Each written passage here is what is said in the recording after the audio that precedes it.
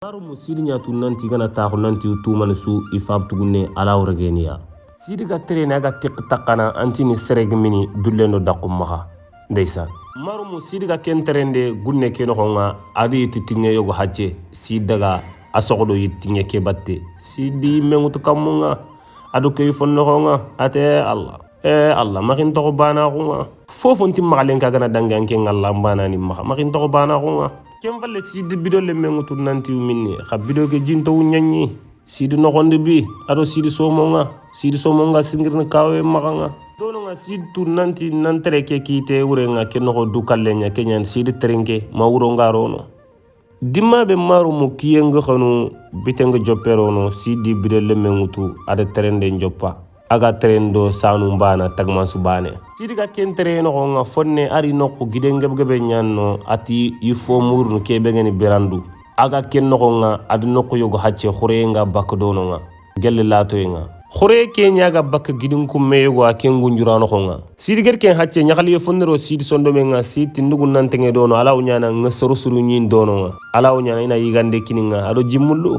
maru musidi mulluntin ko gidin kummeke hagede gidin kummeke rakasigi drete adi goyego xanne mugu igo nga tini ke ganima kundu ano nyana bannani ke ganima igo keti wona kere xoger serfonon ker mogombe dono nga sidi sig nokbane khatem dono nga sidi sante nanti iro problemu nyano nga iro ser kallano nya domena kha dono nga sidi butten to singirni sidi mullum falla nyille sidi ngilen kater so balaw nyana iga no kutu tokere dimma bi gana daga so banga illu kere nant krene sidi giri ken ma mulle nga sidi singirndini sidi gidin ku meke rakken korosini adu wori yugu sikku bogu fillo nyanka iton korban no nga banen khatenge kilitana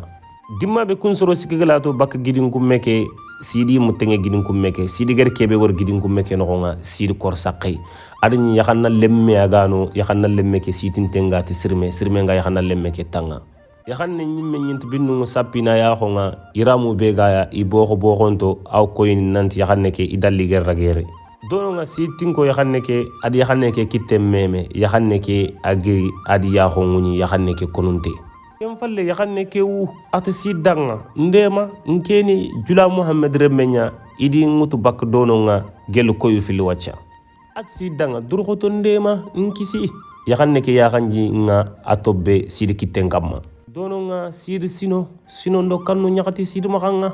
dono nga sidi yakhanne ke jabi ati ngande mana kha kharle men kha golfo ke be ganta kudo nawuni yakhanne ke di kitten jonko gidin ko melakanga at kuyugu sikki go bogu fo deppe ke kharle men nga jiba falle yakhanne ke sidanga kha daga bawoni ifarina sasa idaga jinyarti wuro iworni yere iga minni mege khiti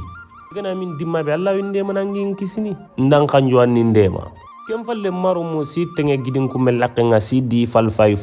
legere ado yakhanne nya khongo mas yakhanne ke dan ke laydu nya sitanda wuro ke ngorni ngan kisini ngi len katere makon sidi bo gidin ku meke no nga agala to no fonota adi yugu bane ke ad hacce agarini sidi gallele fonota sidan me nyin kille ke falaqe ke sidi muhi gidi dinkamma me falle dono nga maromo 4e parti ngo falle on adu do